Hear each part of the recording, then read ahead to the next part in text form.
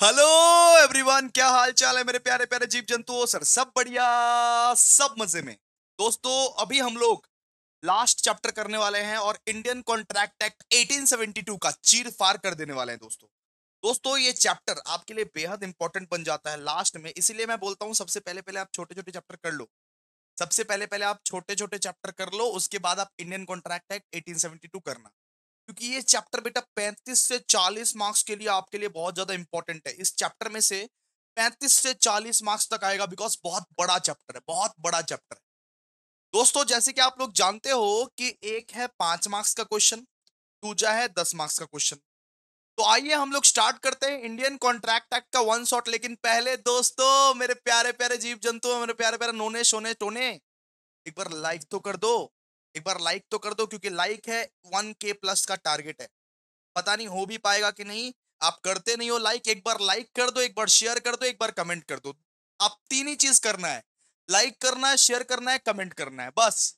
Share कर दो सारे के सारे कॉलेज ग्रुप में, बिकॉज यही क्वेश्चंस कल छप के आएंगे। पक्का बोल रहा हूं, यही क्वेश्चन कल छप के आएंगे दोस्तों। तो आइए पढ़ते हैं इसको, जरा ध्यान से पढ़ते हैं। देखिए क्या लिखा हुआ है। सबसे पहला 5 मार्क्स का क्वेश्चन हम लोग करते हैं। लिखा हुआ है define contract, briefly discuss essential elements of a valid contract.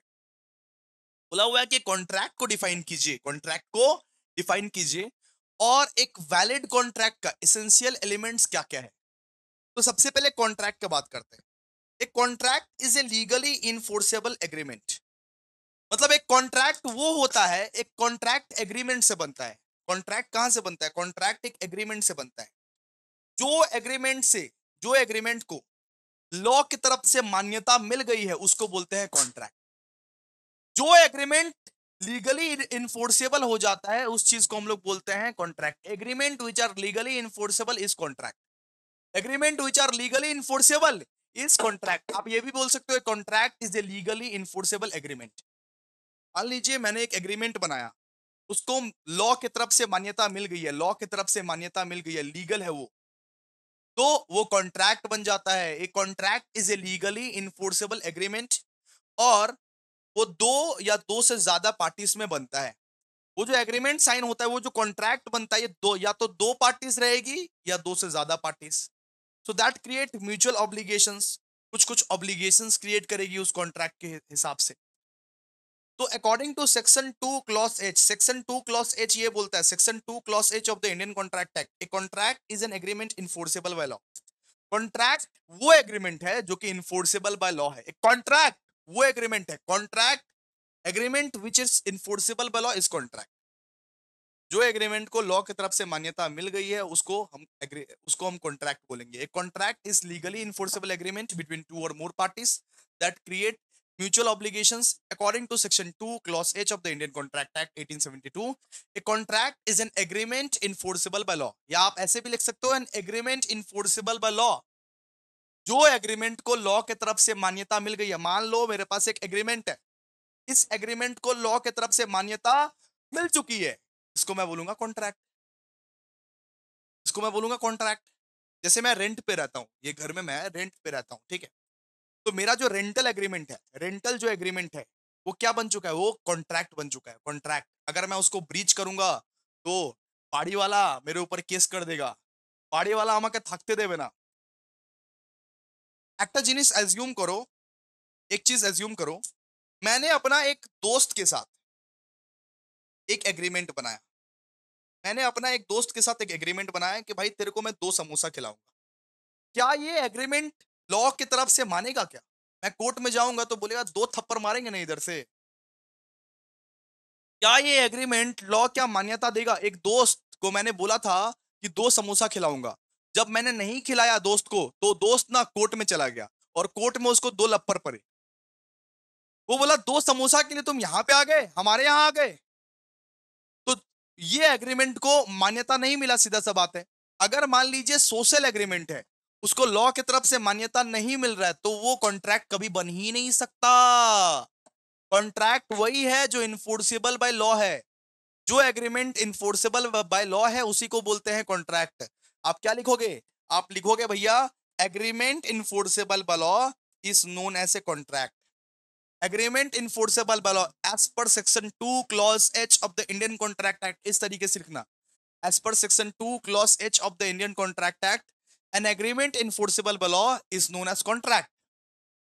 जो एग्रीमेंट लॉ की तरफ से मान्यता पाता है, जो एग्रीमेंट को लॉ मानता है, उसको हम लोग कॉन्ट्रैक्ट बोलते हैं, उसको हम लोग कॉन्ट्रैक्ट बोलते हैं। अच्छा, एक वैलिड कॉन्ट्रैक्ट का दोस्त एक वैलिड कॉन्ट्रैक्ट का एसेंशियल एलिमेंट्स क्या रहता है? What are the essential elements of a valid contract? एक वैलिड कॉन्ट्रैक्ट का दोस्तों एसेंशियल एलिमेंट्स क्या क्या रहता है?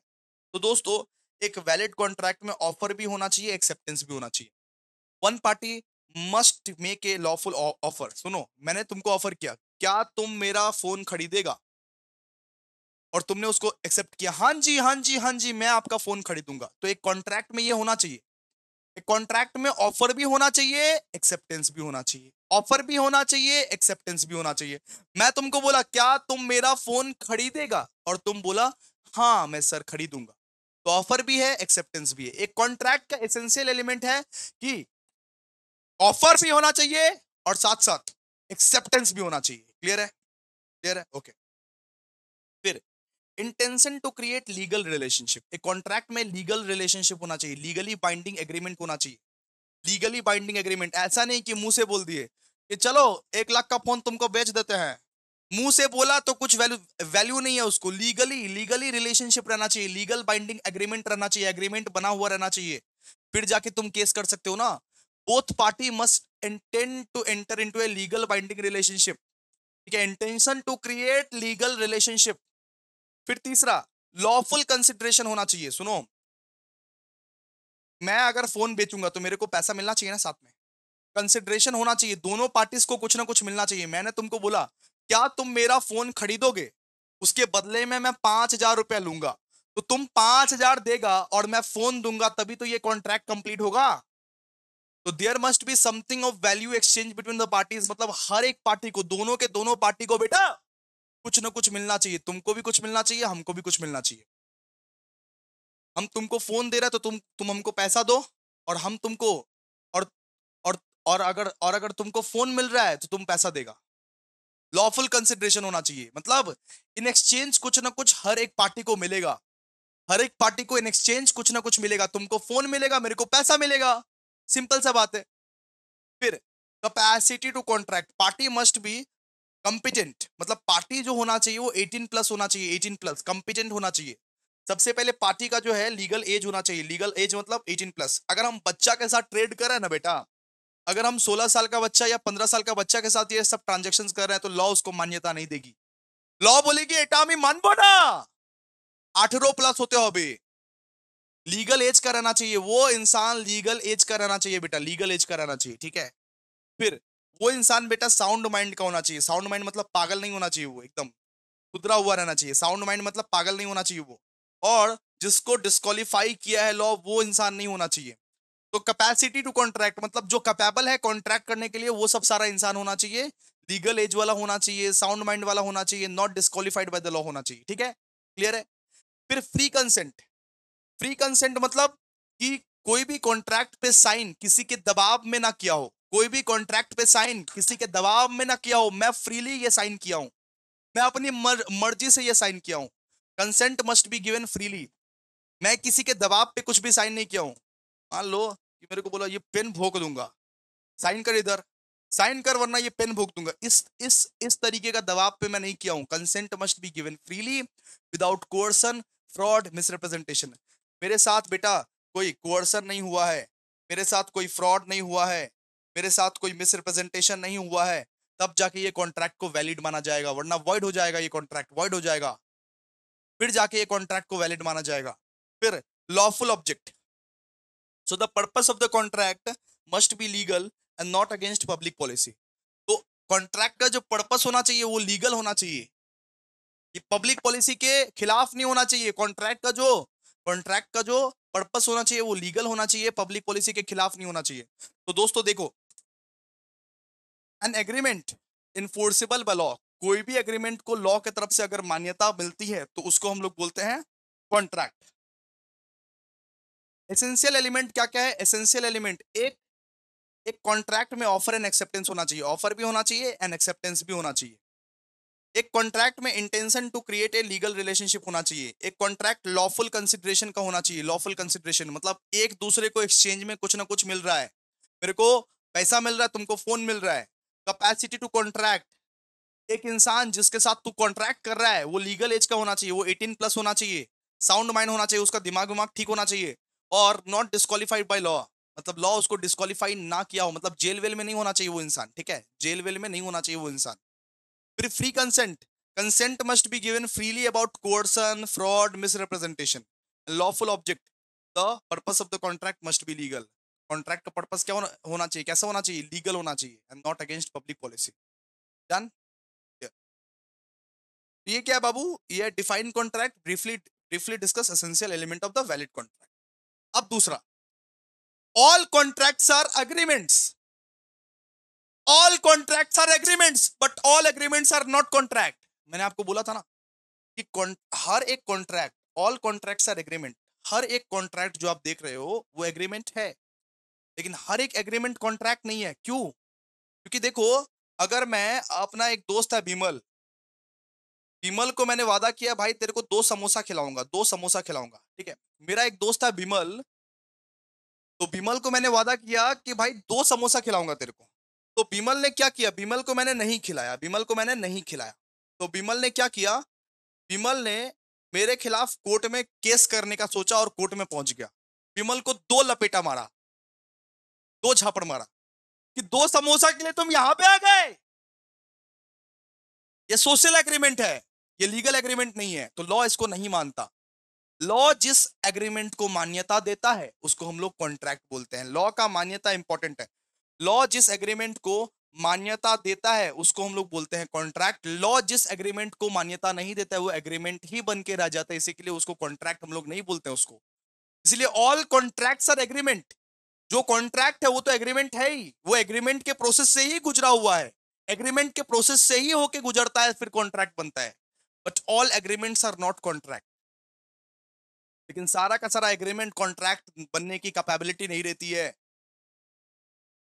जैसे जैसे वो बिमल, मेरे वाइफ को सुनो, ऐसा तो है नहीं, सिंगल ही हूं, मेरी वाइफ को, मान लो कि मेरी वाइफ है एक, उसको मैंने हार दिलाने का वादा किया, धर्म पत्नी हम तुमको एक ठो हार दिलाएंगे। वो बोली ठीक है, दिलाना हमको हार। अब हार हम नहीं दिलाए, ठीक है, हार हम नहीं दिलाए, वो वादा हम तोड़ दिए उसका, वो कोर्ट में गई केस करने के लिए। उसको जज साहब ने बोला क्या पागल वागल हो क्या, घर का मैटर को यहाँ कोर्ट में मत घसीटो, ये सोशल एग्रीमेंट है, social agreement are not contracts, social agreement are not contract बोला, social agreement are not contract. कि घर का मैटर है ये सब, कि सब्जी नहीं बनी, समोसा नहीं खाया, ये नहीं खाया, वो नहीं, ये सब घर का मैटर है, घर का मैटर को कोर्ट में ना घसीट। तो इसीलिए हम लोग इधर हम लोग बोलते हैं ऑल कॉन्ट्रैक्ट्स आर एग्रीमेंट। सारा कॉन्ट्रैक्ट्स एग्रीमेंट होता है बेटा, मैं मानता हूं, लेकिन all agreements are not contract, ठीक है। अब इसी को डिफाइन करना, देखिए देखिए क्या दिया हुआ है। तो so the statement distinguish between agreement and contract under the Indian contract act, क्या बोला हुआ है, एग्रीमेंट का डेफिनेशन, सबसे पहले भैया एग्रीमेंट का डेफिनेशन, एग्रीमेंट का डेफिनेशन आप दोगे, as per section 2E, as per section 2 clause E, an agreement is every promise and every set of promise forming the consideration for each other। मतलब आप किसी से वादा किए हो, आप किसी से जन्मों जन्मांतर का वादा किए हो, आप किसी से प्रॉमिस किए हो, वो बन जाता है agreement. Every promise and every set of promise forming the consideration for each other, उसको बोलते हैं हम लोग एग्रीमेंट। आप किसी से प्रॉमिस किए हो, every promise and every set of promise forming the consideration for each other, उसको हम लोग बोलते हैं एग्रीमेंट। कॉन्ट्रैक्ट किसको बोलते हैं भैया, when an agreement is legally enforceable is become a contract। जब एक एग्रीमेंट को लॉ मान्यता दे देती है, जब एक एग्रीमेंट को लॉ क्या करती है बेटा, लॉ जब एक एग्रीमेंट को मान्यता दे देती है, मान्यता, तो उसको हम लोग बोलते हैं कॉन्ट्रैक्ट, ठीक है। फिर all contract are agreement, every contract begins with agreement, every contract, हर एक कॉन्ट्रैक्ट एग्रीमेंट से ही बिगिन होता है, एग्रीमेंट से ही शुरू होता है, हर एक कॉन्ट्रैक्ट शुरू ही एग्रीमेंट से होता है। पहले बेटा, अब पहला स्थान पे आप ऑफर देते हो, क्या तुम मेरा फोन खरीदोगे, दूसरा स्थान पे मैं एक्सेप्ट करता हूं, हाँ भैया मैं खरीदूंगा, मैंने तुमको ऑफर दिया, तूने मेरे को एक्सेप्ट किया, पहला पहला क्या होता है, ऑफर, उसके बाद क्या होता है एक्सेप्टेंस, उसके बाद क्या होता है कंसिडरेशन, कि एक्सचेंज में किसी ना किसी को हर चीज मिल रहा है कि नहीं। मैं तेरे को फोन दे रहा हूं तो तू तू उसके बदले में मेरे को पैसा देगा कि नहीं। All contracts are agreement, every contract begins with agreement, but all agreements are not contracts. Agreement without legal enforceability, जैसे कि दो समोसे खाने का मैंने एग्रीमेंट बना लिया, सोशल एग्रीमेंट या मॉरल एग्रीमेंट को हम लोग कॉन्ट्रैक्ट नहीं बोल सकते। मैं अपनी बीवी को बोल दिया कि मैं आपको 10 तोले का हार दूंगा, मैं अपनी बीवी को बोल दिया कि मैं आपको 10 तोले का हार दूंगा, मैंने ये वादा पूरा नहीं किया और मेरी बीवी हो गई गुस्सा और कोर्ट में जाके पहुंच गई, तो ऐसा ना चलबे, এটা ना चलबे, कोर्टेও যেতে পারবে না, ঠিক আছে। এটা সোশ্যাল এগ্রিমেন্ট, ये सोशल एग्रीमेंट है, and it is not contract. Agreement which are not enforceable by the law is not contract. Example example क्या है, एग्जाम्पल नॉन कॉन्ट्रैक्चुअल एग्रीमेंट्स का एग्जाम्पल क्या है, जैसे A invites B to dinner, A ने B को dinner पे invite किया, बी ने एक्सेप्ट किया बट डज नॉट अटेंड। ए ने बी को इनवाइट किया कि भाई तू मेरे घर पे डिनर पे आ जा, बी एक्सेप्ट करता है, क्या भाई ठीक है आ जाऊंगा, लेकिन आ जाऊंगा वो बोला लेकिन आया नहीं। ए क्या बी पे केस कर सकता है, ए क्या बी पे केस कर सकता है, A can not sue B, it is a social agreement, is a social agreement. फिर example of valid contract, A agrees to sell his phone to B for 5,000। मैंने मैंने मैंने तुमको बोला क्या तुम मेरा फोन खरीदोगे 5,000 में, हाँ, लेकिन तुमने मेरे को पैसा नहीं दिया तो मैं तुम्हारे ऊपर केस कर दूंगा। तुमने मेरे को मान लो पैसा नहीं दिया तो मैं तुम पे केस कर सकता हूं। ये क्या है, ये वैलिड कॉन्ट्रैक्ट है, ये वैलिड कॉन्ट्रैक्ट है, ये वैलिड कॉन्ट्रैक्ट है, ठीक है। चलो आगे, आगे बोला हुआ है an invitation to offer is not an offer, an invitation to offer is not an offer, elucidate the statement. तो invitation to offer not an offer, सुनो इन्विटेशन टू ऑफर का मतलब क्या होता है, मैं ऑफर के लिए इनवाइट कर रहा हूं तुमको, ऑफर के लिए इनवाइट कर रहा हूं। जैसे तुम मॉल में जाते हो, सुनो मॉल में जाते हो और वहां पे बहुत सारा सामान रहता है, बहुत सारा सामान रहता है। मॉल में जाते हो तो ग्लूकॉन डी बिस्किट विस्किट बहुत बहुत सारा सामान रहता है वहां। तो वो क्या ऑफर है या वो इनविटेशन टू ऑफर है। तुम बोलोगे भैया ऑफर है, मॉल में हम जा रहे हैं, मॉल में इतना सारा आइटम्स डिस्प्ले करा रहा है तो वो तो भैया ऑफर है, तो उसको आप ऑफर नहीं बोल सकते हो। वो लोग ऑफर नहीं कर रहा है, वो लोग आपको इनवाइट कर रहा है कि भाई तुम आओ और तुम हमें ऑफर करो कि तुम क्या खरीदोगे। तू मॉल में आ और तू हमें ऑफर कर, तू क्या खरीदेगा, तू खरीदेगा क्या, तू हमें ऑफर कर, ठीक है। An invitation to offer is not an offer, ठीक है। जैसे मान लो कि एक ऑक्शन है, ऑक्शन ऑक्शन ऑक्शन है, ऑक्शन के लिए तुमको बुलाया गया, इसका मतलब कि तुमको क्या ऑफर दिया है, नहीं, वो इनवाइट किया है तुमको कि ऑक्शन में आओ और ऑक्शन में आके तुम ऑफर दो, तुम ऑफर दो, तुम ऑफर दो, मैं एक्सेप्ट करूंगा। मॉल में जाते हो आप, ठीक है, वहां पे बहुत सारा गुड्स रखा हुआ रहता है, वहां पे बहुत सारा गुड्स रखा हुआ रहता है, ठीक है। तो वहां पे बहुत सारा जो गुड्स रखा हुआ रहता है, डिस्प्लेइंग ऑफ गुड्स जो रहता है, वो क्या ऑफर है या वो इनविटेशन टू ऑफर है, वो इनविटेशन टू ऑफर है दोस्तों। आपको मॉल वाला इनवाइट करता है, मॉल वाला बुलाता है कि आइए हमारे मॉल में आइए और गुड्स को पसंद कीजिए, हमारे मॉल में आइए और गुड्स को पसंद कीजिए और हमें ऑफर कीजिए। और उसमें से कोई भी गुड्स तुमको पसंद आता है, मान लो ये वाला गुड्स तुमको पसंद आ गया, ठीक है, तो वो गुड्स लेके जब वो काउंटर में जाते हो तब तुम ऑफर कर रहे हो, तब तुम ऑफर कर रहे हो। और जब वो बिल बनाती है, जब वो पैसा लेती है, इसका मतलब वो एक्सेप्ट कर रही है, ठीक है। तो ऑफर और इनविटेशन टू ऑफर दोनों अलग अलग चीज है बेटा, दोनों अलग अलग चीज है, दोनों अलग अलग चीज है। इनविटेशन टू ऑफर मतलब ऑफर के लिए तुमको इनवाइट किया गया है। मॉल में जो तुम जाते हो, वो जो डिस्प्ले ऑफ गुड्स देखते हो, वो इनविटेशन टू ऑफर है, ऑफर नहीं है, वो इनविटेशन टू ऑफर है। वहां पे आप जाते हो, वहां पे अपने पसंद से सामान उठाते हो और सामान उठा के जब काउंटर में जाते हो, बिलिंग काउंटर में जाते हो, तब आप ऑफर कर रहे हो, तब आप ऑफर कर रहे हो, वो एक्सेप्ट कर रही है, ठीक है, क्लियर है। देखिए जरा ध्यान से, an invitation to offer also known as invitation to treat is a preliminary communication that shows a person's willingness to negotiate or receive offer, but it's not legal offer। ये लीगल ऑफर नहीं है, तुमको बुलाया जा रहा है कि आ भाई आ, तुमको बुलाया जा रहा है कि इस ऑक्शन में आओ और ऑफर करो, इस मॉल में आओ और ऑफर कीजिए, तुमको बुलाया जा रहा है। It does not create legal obligation until an actual offer is made and accepted. ये कोई लीगल ऑब्लिगेशंस क्रिएट नहीं करता, it does not create legal obligation. जब तक एक एक्चुअल ऑफर मेड और एक्सेप्टेड नहीं हो जाता तब तक ये लीगल ऑब्लिगेशंस क्रिएट नहीं करता। ठीक है, क्लियर है आप लोगों को, समझ में आ गया आप लोगों को? चलिए आइए देखिए। ठीक है, इसका की पॉइंट्स पढ़िए, देखिए की पॉइंट्स क्या लिखा हुआ है। Is the request to other to make an offer not a proposal itself. ये आप रिक्वेस्ट कर रहे हो, ये आप सबसे रिक्वेस्ट कर रहे हो कि भाई आ और ऑफर दे मुझे। मॉल वाले तुमसे रिक्वेस्ट कर रहे हैं, साउथ सिटी मॉल तुमसे रिक्वेस्ट कर रहा है कि आओ, सामान को देखो, ऑफर दो मुझे। ये ऑफर नहीं दे रहे हैं, ये इनविटेशन टू ऑफर दे रहे हैं, इनवाइट कर रहे हैं तुमको, इनवाइट। अच्छा, इसका कोई भी लीगल कॉन्सिक्वेंसेस नहीं है। कोई इनवाइट कर रहा है ना, कोई तुमको इनवाइट कर रहा है, तो इसका कोई भी लीगल कॉन्सिक्वेंसेस उसको नहीं भुगतना पड़ेगा। An invitation to offer can not be accepted to form a contract. ठीक है, इनविटेशन टू ऑफर के लिए कोई तुमको जोर जबरदस्ती नहीं कर सकता कि तुमको मानना पड़ेगा, ये कॉन्ट्रैक्ट को फॉलो करना पड़ेगा, तुमने मुझे ऑफर दिया। ऑफर नहीं था ये इनविटेशन टू ऑफर था। It is invitation to offer, it must be followed by a valid offer. Example क्या है? एग्जाम्पल है display of goods in a shop, advertisement, auction notices and price list. ठीक है, जैसे मान लीजिए मॉल्स में डिस्प्ले कराया गुड्स को, तो उसको आप ऑफर नहीं बोल सकते, उसको आप इनविटेशन टू ऑफर बोलोगे। Legal position not defined in the Indian contract Act but recognised through judicial interpretation. मतलब इंडियन कॉन्ट्रैक्ट एक्ट में ये डिफाइन नहीं है, लेकिन जुडिशियल इंटरप्रिटेशन में ये देखा जाता है। ठीक है, इतना पढ़ लीजिएगा, हो जाएगा, हो जाएगा। अब बात करते हैं नेक्स्ट वाले का। अब बात करते हैं नेक्स्ट वाले क्वेश्चंस का। Define general offer, specific offer, cross offer, counter offer. कि भैया एक जनरल ऑफर क्या होता है, एक स्पेसिफिक ऑफर क्या होता है, एक क्रॉस ऑफर क्या होता है, एक काउंटर ऑफर क्या होता है, जरा देखिए ध्यान से। तो जनरल ऑफर क्या होता है बेटा? जनरल ऑफर मतलब जो ऑफर आप सबको कर रहे हो, जो ऑफर आप सबको कर रहे हो।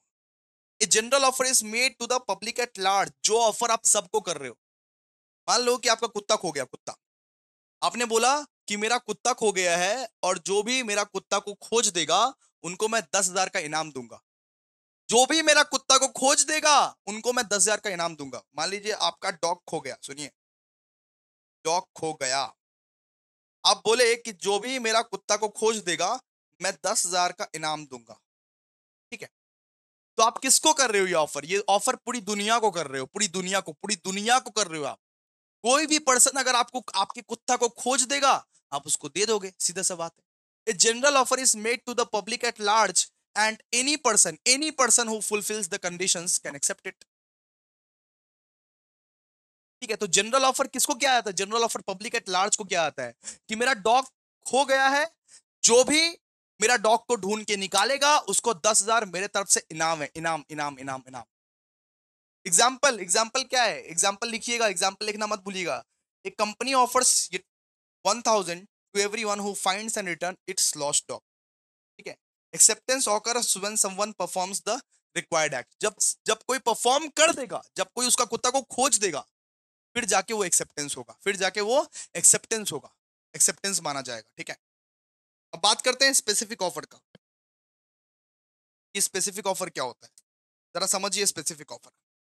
स्पेसिफिक ऑफर कुछ पर्संस, कुछ पर्टिकुलर पर्संस को किया जाता है। A specific offer is made to a particular persons और ग्रुप। कुछ चुनिंदे पर्सन, कुछ पर्टिकुलर पर्संस को किया जाता है स्पेसिफिक ऑफर। स्पेसिफिक ऑफर सबको नहीं किया जाता है, कुछ पर्टिकुलर पर्संस को किया जाता है। Specific offer is made to a particular persons और group and only they can accept it. जैसे मान लीजिए A offers to sell his bike to B for 10,000। मतलब मैंने, मान लो कि मैं फोन बेचने का ट्राई कर रहा हूं, मैं विशाल को फोन बेचूंगा। बोला कि विशाल क्या तुम मेरा फोन खरीदोगे? मैंने सिर्फ विशाल को किया ऑफर।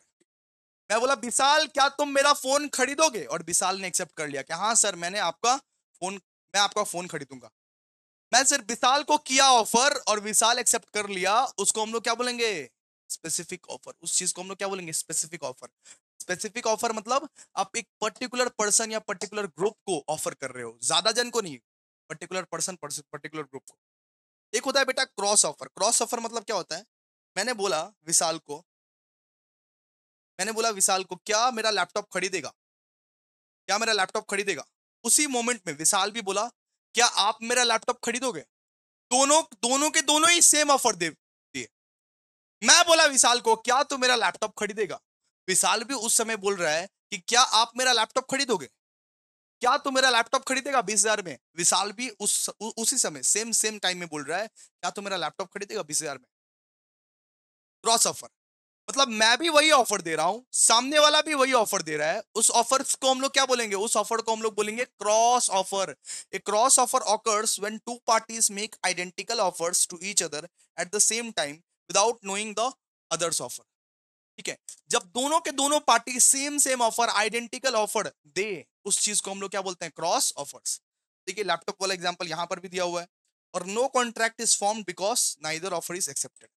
ठीक है, यहां पे क्या होता है, यहां पे कॉन्ट्रैक्ट बनता ही नहीं है, यहां पे ये कॉन्ट्रैक्ट टूट जाता है, क्योंकि दोनों का ही ऑफर कोई एक्सेप्ट नहीं करेगा। मैं भी बेचना चाह रहा हूं, वो भी बेचना चाह रहा है, किसका ऑफर कौन एक्सेप्ट करेगा, कोई भी एक्सेप्ट नहीं करेगा, तो ये कॉन्ट्रैक्ट टूट जाएगा। फिर counter offer, counter offer is made when the offer modifies the original offer and proposes new terms. ठीक है, मैंने ऑफर किया, सुनो, मैंने विशाल को ऑफर किया, मैंने विशाल को ऑफर किया, विशाल सुन, 20,000 में मेरा लैपटॉप खरीद ले, एग्जाम्पल है। मैंने विशाल को ऑफर किया कि विशाल सुन, 20,000 में मेरा मेरा लैपटॉप खरीद ले। विशाल ने बोला सर आपको 10,000 में बेचना है तो बोलिए। इसको बोलते हैं काउंटर ऑफर, इसको बोलते हैं काउंटर ऑफर। ठीक है, मैंने 20,000 का ऑफर दिया उसको, लेकिन वो बोला 10,000 में करना है तो करिए, हम 20,000 तो नहीं देंगे आपको, 10,000 में अगर बेचना है लैपटॉप तो बोलिए। तो एक counter offer is made when the offer modifies the original offer and proposes new terms. ठीक है, एंड प्रपोजेस न्यू टर्म्स। ठीक है, तो एग्जांपल देखिए, example A offers to sell a phone for 15,000, B replies I will buy it for 12,000। मतलब ए ने बोला कि मैं 15,000 में तुमको फोन फोन बेचूंगा, बी ने बोला 15,000 तो नहीं होगा, मैं आपको 12,000 दे दूंगा। So this rejects the original offer and creates a new one. तो क्या होता है इससे, ओल्ड ऑफर यहां पे रिजेक्ट हो जाता है, न्यू ऑफर यहां पे अप्लीकेबल हो जाता है। अब भैया यहां पे ऑफर हो गया 12,000 का। ठीक है, क्लियर है। तो ये 4 टाइप का ऑफर पढ़ लीजिएगा, general offer, specific offer, cross offer and counter offer. अब हम लोग पढ़ेंगे डिफाइन कंसिडरेशन, कि कंसिडरेशन क्या होता है भैया। नो कंसिडरेशन नो कॉन्ट्रैक्ट, इसका मतलब क्या होता है, नो कंसिडरेशन नो कॉन्ट्रैक्ट। अगर कंसिडरेशन नहीं करोगे तो कॉन्ट्रैक्ट भी नहीं होगा। तो कंसिडरेशन का मतलब क्या होता है, कंसिडरेशन का मतलब होता है समथिंग इन रिटर्न। कंसिडरेशन का बेटा जी मतलब होता है यहाँ पे something in return, something in return, उसको हम लोग बोलते हैं कंसिडरेशन। तो यहां पे बोला है कि कंसिडरेशन को डिफाइन करो, नो कंसिडरेशन नो कॉन्ट्रैक्ट को डिफाइन करो, और साथ ही साथ बेटा एक्सेप्शंस भी बताओ, एक्सेप्शंस भी बताओ। सबसे पहले हम लोग कंसिडरेशन के बारे में पढ़ेंगे। देखिए कंसिडरेशन के बारे में क्या दिया हुआ है, according to section 2 clause D of the Indian contract Act, when at the desire of the promiser, the promisee or any other person has done or abstained from doing something, such act or abstinence from promise is known as consideration।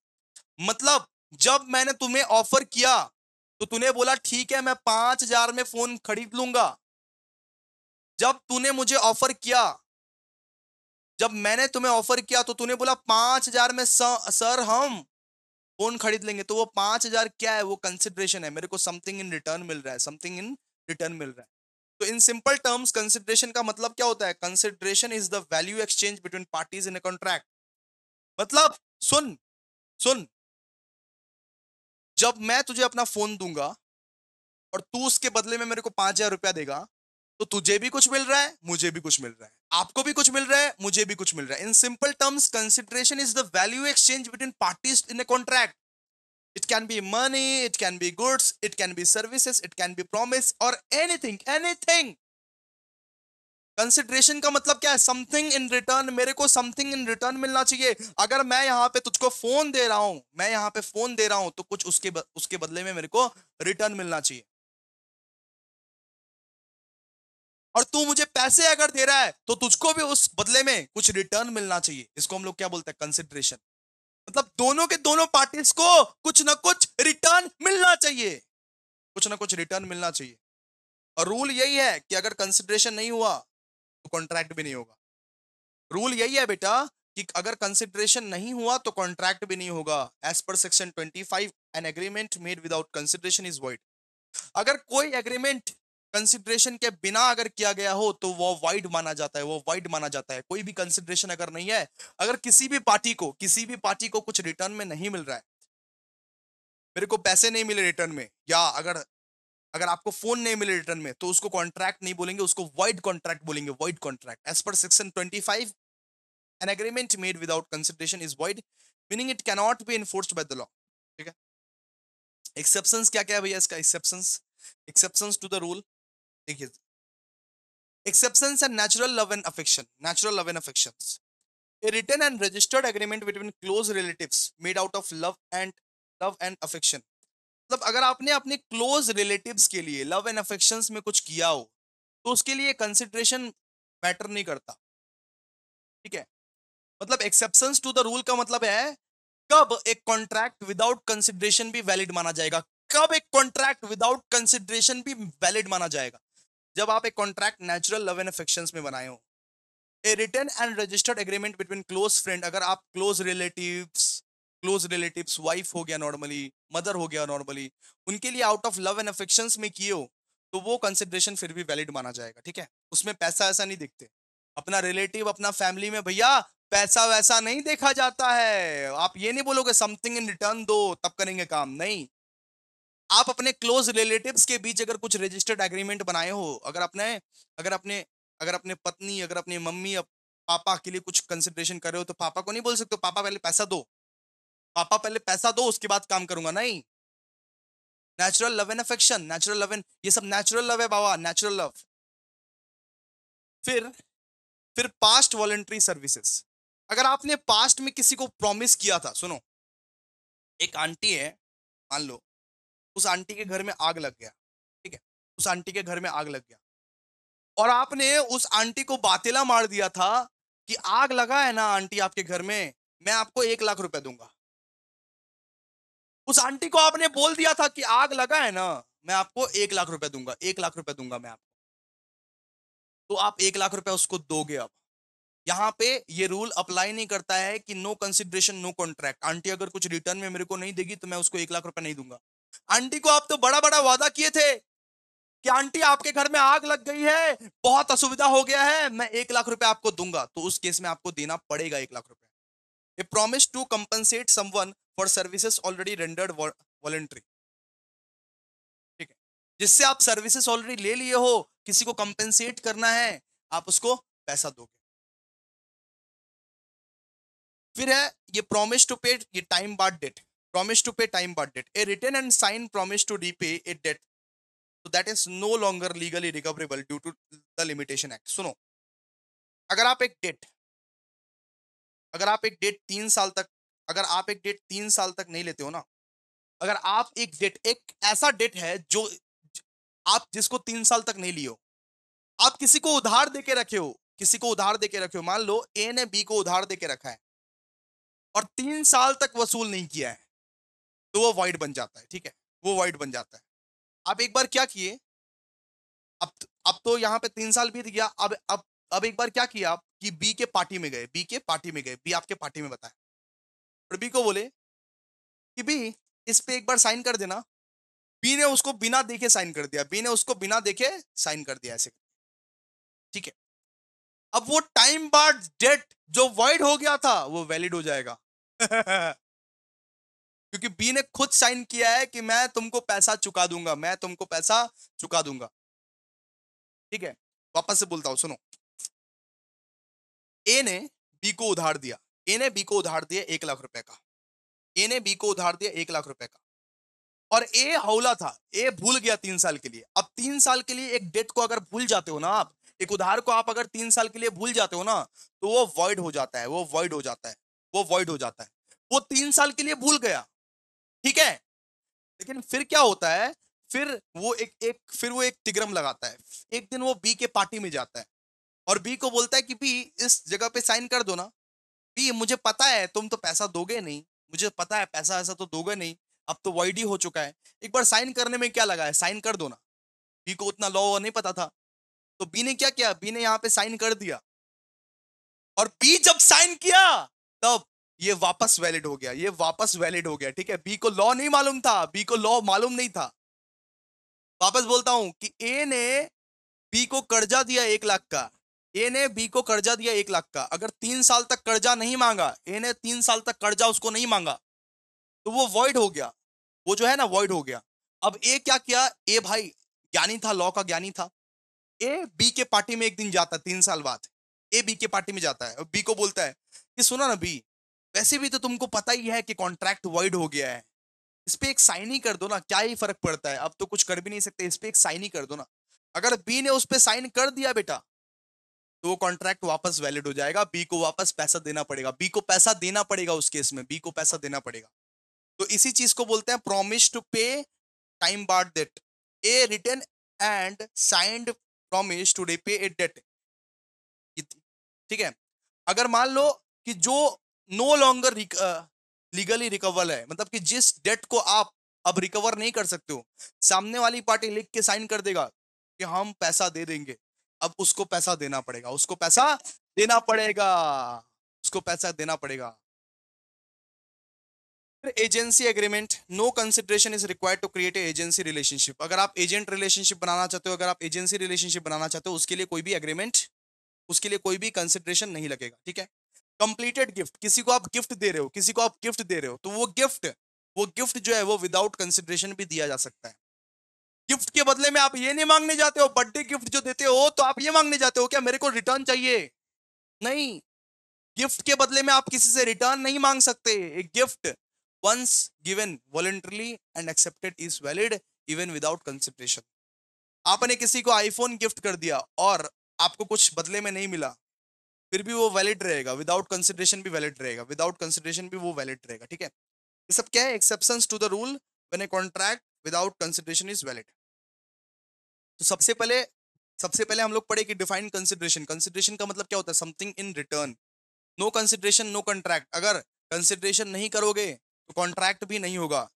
ठीक है, as per section 25 an agreement made without consideration is void. इसके बाद हम लोग exceptions पढ़े, अगर कुछ चीज आप नेचुरल लव एंड अफेक्शन से किए हो तो वैलिड होगा, कंसिडरेशन वैलिड होगा। उस केस में एक्सेप्शंस का मतलब क्या होता है, when a contract without consideration is valid. अगर कोई भी चीज आप अपने परिवार वालों के लिए, क्लोज रिलेटिव के लिए नेचुरल लव एंड अफेक्शंस में किए हो, तो वहां पे पैसा नहीं देखोगे, वहां पे ये नहीं दिखोगे नो कंसिडरेशन नो कॉन्ट्रैक्ट, वो वैलिड रहेगा।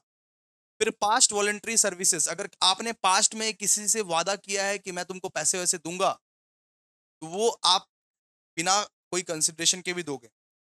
फिर promise to pay time barred date, अगर अगर मान लो कि एक ऐसा पैसा है जिसको आप अब रिकवर नहीं कर सकते, ऐसा एक पैसा है, ऐसा एक कर्जा है जिसको आप अब रिकवर नहीं कर सकते, ऐसा एक पैसा है जिसको आप रिकवर नहीं कर सकते, अगर उस बंदे से आप साइन करवा के लेके आ जाते हो रिटर्न में, तो आप रिकवर कर सकते हो, अभी रिकवर कर सकते हो अभी, उस बंदे से अगर साइन करवा के लेके आते हो तो।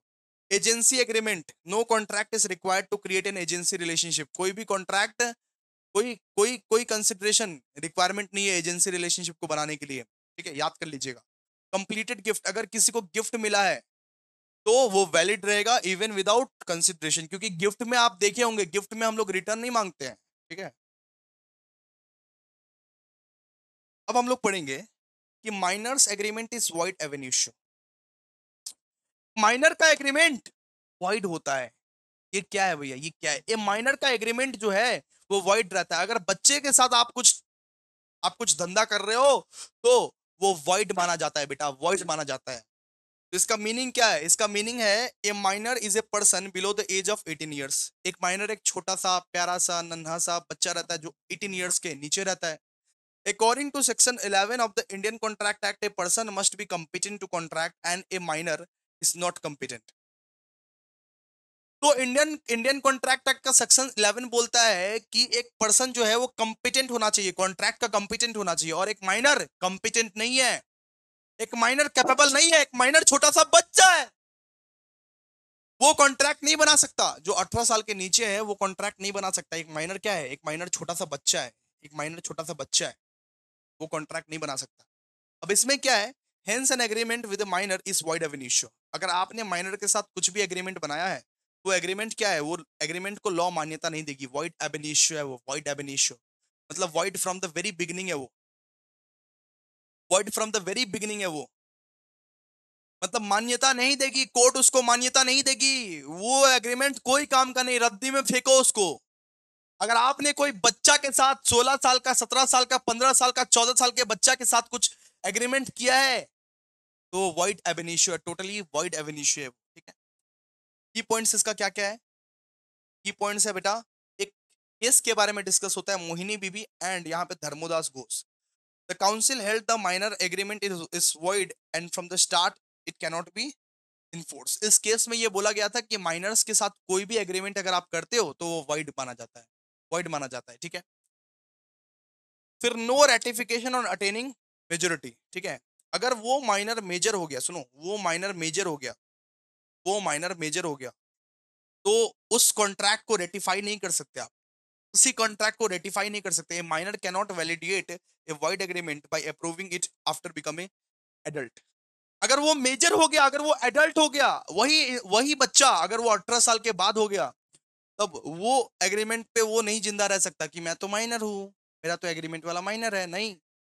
अगर आप मेजर हो गए तब आपको सजा मिलेगा, ठीक है। फिर माइनर एज ये beneficiary, A minor can receive benefits under a contract but can not be held liable, ठीक है। माइनर को बेनिफिट्स तो मिलेगा, माइनर को हर एक बेनिफिट्स मिलेगा, अगर तू माइनर्स के साथ धंधा कर रहा है तो माइनर को हर एक बेनिफिट्स मिलेगा, लेकिन वो लायबल नहीं होगा किसी चीज के लिए, वो कर्जा के लिए या किसी भी चीज के लिए लायबल नहीं होगा। वो कुछ भी गलती करेगा, वो कोई भी गलती करेगा, कोई भी काइंड करेगा, एक माइनर 18 साल के नीचे वाला बच्चा अगर कोई भी कांड कर रहा है तो उसके लिए वो लायबल नहीं रहेगा। वो एक दुकान तोड़ के भाग जा रहा है, वो एक दुकान का सामान लूट के भाग जा रहा है, फिर भी वो लायबल नहीं रहेगा, ठीक है। No estoppel against minor, no estoppel against minor, a minor can plead minority even if they misrepresented their age. मान लो कि एक माइनर ने बोला कि मेरा एज भैया 23 साल है, एक 16 साल का बच्चा बोल रहा है, झूठ बोल रहा है कि मेरा एज भैया 23 साल है, मेरे को धंधा पे रख दो, मेरे को आपके साथ धंधा करना है, और झूठ बोल के एक एग्रीमेंट उसने बना लिया, तो क्या लगता है आपको माइनर को सजा मिलेगा? एक माइनर ने झूठ बोला है कि मैं 16 साल का नहीं हूं, मैं 23 साल का हूं भैया, और झूठ बोल के एक एग्रीमेंट बना लिया, क्या उसको सजा मिलेगा? क्या उसको सजा मिलेगा? नहीं मिलेगा। यहां पे वही है, नहीं मिलेगा। No estoppel against minor, a minor a minor can plead minority even if they misrepresented their age. इसका मतलब है कि एक माइनर झूठ भी बोलेगा तो उसको कोई सजा नहीं मिलेगी, झूठ बोलेगा, कांड करेगा, कुछ सजा नहीं मिलेगा उसको, कोई भी सजा नहीं मिलेगा उसको, ठीक है। माइनर एकदम खुला सांड के साथ घूम सकता है। Liability for necessaries, A minor is not personally liable. A minor जो है, एक माइनर जो है वो पर्सनली लायबल तो नहीं है, लेकिन उसका प्रॉपर्टी लायबल है, ठीक है। अगर एक माइनर को आपने, अगर एक बच्चा को आपने नेसेसरीज दिया है, मान लो कि एक बच्चा आपको मिला रास्ते पे, मान लो एक बच्चा आपको मिला रास्ते पे, उसको आपने सारा का सारा जरूरत का सामान दिया, हगीज दिया उसको, दूध पिलाया उसको, सारा का सारा चीज दिया उसको, ठीक है। मतलब सारे का सारा उस सारा जो भी आपको नेसेसिटीज लगती है सारे के सारे आपने प्रोवाइड किए, तो वो इंसान उसके प्रॉपर्टी के लिए लायबल हो सकता है, वो इंसान उसके प्रॉपर्टी के लिए लायबल हो सकता है। माइनर के प्रॉपर्टी में जितना वो प्रोवाइड किया उतना वो ले सकता है, लेकिन माइनर से वो नहीं मांग सकता है। वो 18 साल के बच्चे, वो 17 साल के, 16 साल के बच्चे से वो नहीं मांग सकता ला पैसा ला। उसका अगर इफ कोई प्रॉपर्टी हुआ, उसका इफ कोई प्रॉपर्टी हुआ, देन उस प्रॉपर्टी से हिस्सा वो ले सकता है, वो इंसान जो उसको नेसेसरीज प्रोवाइड किया है, जो उसको नेसेसरीज प्रोवाइड किया है। And no specific performance, court will not enforce specific performance of the contract against a minor, ठीक है। तो कोर्ट कुछ नहीं करेगा, कोर्ट एक माइनर को कुछ भी नहीं करेगा, कोर्ट कुछ कर ही नहीं सकता माइनर को, ठीक है। अब बात करेंगे कि when a consent is to be free. इतना तक तो आप लोग समझ गए ना कि minors agreement is void ab initio, कि माइनर के साथ कोई भी एग्रीमेंट आप बनाते हो वो वॉइड ही रहेगा, वो वैलिड नहीं रहेगा, वो वॉइड ही रहेगा बेटा, ठीक है, वो वॉइड ही रहेगा। 7वां नंबर क्वेश्चन पे आइए कि कब एक कंसेंट को फ्री नहीं बोला जाता है, when is consent not said to be free, कब एक कंसेंट को फ्री नहीं बोला जाता है, कब? According to section 14 of the Indian contract Act 1872, consent is said to be free when it is not caused by coercion, undue influence, fraud, misrepresentation, mistake. Consent तभी free माना जाता है जब वो कंसेंट कोercion में ना हो, undue influence का ना हो, फ्रॉड का ना हो, मिसरिप्रेजेंटेशन का ना हो, मिस्टेक का ना हो. If consent is influenced by any of this factor, it is not free and the contract become voidable at the option of aggrieved party. अगर इन पांचों में से कोercion, undue influence, fraud, misrepresentation, mistake, इन पांचों में से कोई भी अगर है तो कंसेंट को फ्री नहीं माना जाएगा, फिर फ्री कंसेंट नहीं है. फ्री कंसेंट का मतलब है कि कॉन्ट्रैक्ट बिना किसी के दबाव में होना चाहिए. कॉन्ट्रैक्ट जो है, कॉन्ट्रैक्ट बिना किसी के दबाव में होना चाहिए. मेरे साथ ना कोercion होना चाहिए, ना अनड्यू इन्फ्लुएंस होना चाहिए, ना फ्रॉड होना चाहिए, ना मिसरिप्रेजेंटेशन होना चाहिए, ना मिस्टेक होना चाहिए. क्या होता है बताएंगे. अगर इनमें से एक भी चीज है, अगर इनमें से एक भी चीज है तो उसको मैं फ्री कंसेंट नहीं बोलूंगा. अगर इन पांचों में से एक भी चीज है उसको मैं फ्री कंसेंट नहीं बोलूंगा. कोercion का मतलब क्या है. कोercion का मतलब है when a person is forced to enter into a contract through sets an unlawful act. मेरा गले में कोई छुरी छुरी ये डाल के बोल रहा है, ये कॉन्ट्रैक्ट पे साइन कर, साइन कर कॉन्ट्रैक्ट पे, साइन कर कॉन्ट्रैक्ट पे, इसको हम लोग बोलेंगे कोercion. अगर कोercion हुआ है आपके साथ तो आप फ्रीली अपने मन से आप कॉन्ट्रैक्ट पे साइन नहीं किए हो. कोercion का मतलब क्या है. कोercion का मतलब है कोई आपको डरा धमका के साइन करवाया है, कोई आपको डरा धमका के साइन करवाया है. दूसरा, undue influence. When one party uses their dominant position to unfairly influence the other, जैसे डॉक्टर पेशेंट हो गया, टीचर स्टूडेंट हो गया. जैसे मान लो कि मेरे पापा ने मेरे से इमोशनल अत्याचार करके साइन करवा दिया प्रॉपर्टी पे. क्या मैं इतना बूढ़ा बाप बन चुका हूं. इमोशनल अत्याचार करके मेरे पापा ने मेरे पर एक प्रॉपर्टी पे साइन करवा लिया. मान लो मेरे पापा ने इमोशनल अत्याचार करके मेरे से एक प्रॉपर्टी पे साइन करवा लिया. क्या मैं इतना खराब बाप हूं. क्या तुम अपने पापा के लिए इतना कुछ कर भी नहीं सकते. मैं करना नहीं चाहता था उस प्रॉपर्टी पे साइन, लेकिन मेरे पापा ने इमोशनल अत्याचार, इमोशनल गेम खेल के मेरे को उस प्रॉपर्टी पे साइन करवा दिया और प्रॉपर्टी अपना नाम पे कर लिया. इसको हम लोग बोलेंगे अनड्यू इन्फ्लुएंस. कि कोई आप पे डोमिनेंट पोजीशन यूज करे, अनफेयरली इन्फ्लुएंस करे, कोई आपको रुला धमका के इमोशनल अत्याचार करके कोई भी चीज करवा ले तो वो लीगल नहीं है बाटा. वो कंसेंट फ्री नहीं है, वो वॉइड है, वो वॉइड है. मेरे पापा ने बोला कि बेटा क्या मैं इतना खराब पापा हूं कि तुम अपने पापा के लिए साइन भी नहीं करोगे. आज मैं इतना खराब बन गया हूं. रोते रोते बोले. मैं भी भाई इमोशनल हो गया कि मेरे पापा यहाँ पे इमोशनल गेम खेल रहे हैं. मैं भी इमोशनल हो गया. इमोशनल होके मैं भी साइन कर दिया. लेकिन बाद में जाके मैं कोर्ट को बोल सकता हूं कि मेरे साथ इमोशनल अत्याचार हुआ है, मेरे साथ इमोशनल अत्याचार हुआ है. ये वॉइड है. इसको मैं बोलूंगा अनड्यू इन्फ्लुएंस. Undue influence. मान लीजिए मैं ही आपको एकदम इमोशनल इमोशनल होके बोलूंगा, क्या तुम मेरे को अपना टीचर नहीं समझते हो. मैं तुम्हारा टीचर हूं ना. तुम अपना प्रॉपर्टी मेरे नाम कर दो. और तुम मान लो बहक गए, तुम मान लो ब्रेन वॉश हो गए और ब्रेन वॉश होके अपना प्रॉपर्टी का हिस्सा मेरे को दे दिए. तो कोर्ट में जाके तुम बोल सकते हो कि भैया ये कॉन्ट्रैक्ट वॉइड है बिकॉज आपने मेरे पर इमोशनल अत्याचार किया है. आपने इमोशनल अत्याचार किया है. When one party uses their dominant position to unfairly influence the other. Example doctor patient. अब डॉक्टर ने बोला मान लो पेशेंट को कि मैं तुम्हारा किडनी का ऑपरेशन तो कर दूंगा, मैं तुम्हारा किडनी का ऑपरेशन तो कर दूंगा, लेकिन बदले में तुमको एक प्रॉपर्टी मेरे नाम करनी पड़ेगी. इमोशन में आके मैंने भी साइन कर दिया. भाई ठीक है कोई बात नहीं, एक प्रॉपर्टी मैं तुम्हारे नाम कर दूंगा. डॉक्टर ने बोला कि मैं तुम्हारा किडनी का ऑपरेशन कर दूंगा, ठीक कर दूंगा सब कुछ, लेकिन मेरे को भी तो मिलना चाहिए, तो अपना प्रॉपर्टी मेरे नाम कर दो. तो डॉक्टर की बातों पे इन्फ्लुएंस होके मैंने कांड कर दिया. तो मैं कोर्ट में जाके बोल सकता हूं कि भैया ये कॉन्ट्रैक्ट वॉइडेबल हो. फिर फ्रॉड. फ्रॉड का मतलब when one party intentionally deceives the other into enter into contract. मतलब कोई पार्टी मेरे से फ्रॉड कर दिया, कोई पार्टी मेरे से फ्रॉड कर दिया. फ्रॉड मतलब फ्रॉड, ठीक है. मिसरिप्रेजेंटेशन. मिसरिप्रेजेंटेशन मतलब when false statement are made without intent to deceive but still misleads the other party. Misrepresentation मतलब सुनो, एक है मेरे घर में लाल कार, एक है मेरे घर में नीला कार. मान लो ये है लाल गाड़ी, लाल गाड़ी, ये रहता ना गाड़ी. और ये है मेरे मेरे पास नीला गाड़ी। अब मैंने एक इंसान को बोला कि मेरे को कार बेचना है। मैंने बोला कार बेचना है। तो वो इंसान बोला कौन सा वाला? कौन सा वाला कार बेचोगे आप?